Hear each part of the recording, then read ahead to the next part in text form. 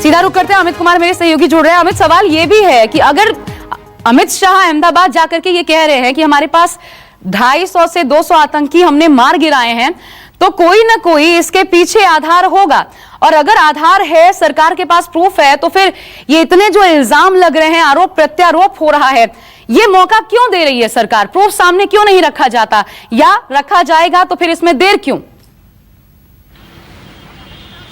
ये सवाल सही सवाल है कि अगर आधार है, प्रूफ है, तो फिर इस तरह से देरी क्यों हो रही है। लेकिन मुझे लगता है कि दूसरी बात, अगर उसका दूसरा पक्ष ये है कि एयरफोर्स ने इस बात को कहा, प्रधानमंत्री मोदी अमित शाह की बात अगर आप अलग कर दे तो एयरफोर्स ने भी इस बात को कहा कि उनका दावा था कि हमने वहाँ पर स्ट्राइक किया है, बहुत ज़्यादा नुकसान किया है और भारी नुकसान आतंकियों को हुई है।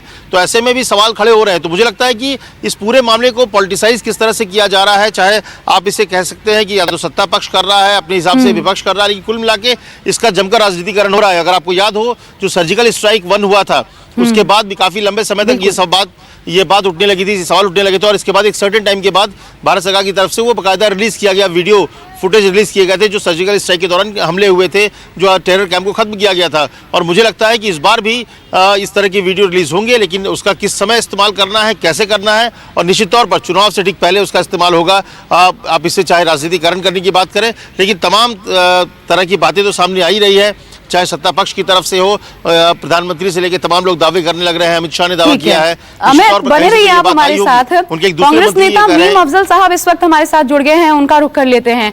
अफजल साहब, इंतजार क्यों नहीं हो पा रहा आप लोगों से?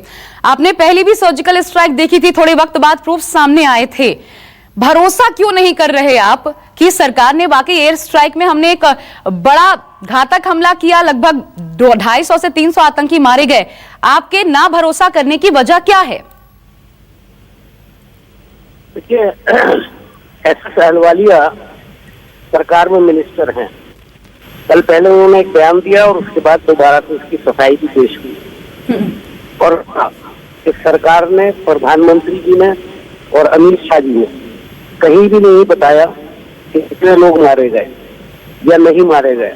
इसकी चूंकि सरकार ने पुष्टि नहीं की, इसलिए उन्होंने ये भी कहा कि जो मीडिया के अंदर बयान आ रहा है 250-300 आदमियों के मरने का, मैं उसके साथ नहीं खड़ा हूँ, बल्कि मैं सरकार के साथ खड़ा हूँ।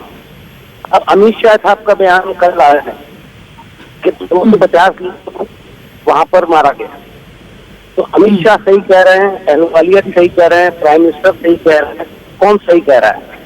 सवाल ये है सर, आपको ये नहीं लगता कि सेना सही कह रही है? आपको याद होगा 3 वरिष्ठ अधिकारी सेना के सामने आए थे, देश के सामने, उन्होंने ये कहा था हमने एयर स्ट्राइक की है, नुकसान पहुंचा है, हमारे पास तस्वीरें हैं, आंकड़ा नहीं बता सकते हैं लेकिन हमारे पास तस्वीरें हैं। अब सरकार को तय करना है कि वो तस्वीरें कब जारी करनी है, तो फिर सेना पर भरोसा नहीं है? हमसे आप बहुत ही जिम्मेदारी की उम्मीद करती हैं। अगर सेना ने ऐसा कुछ कहा था, हाँ, तो आज अमित शाह को ये बयान क्या हुआ?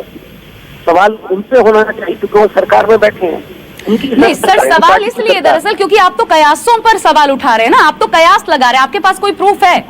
ये देश का मामला है, और जब आप कुछ कहते हैं तो बाहर लोग आपको सुनते हैं, आपको बाकायदा कोट करके लिखा जाता है कि आपके ही देश में सवाल उठाया जा रहा है।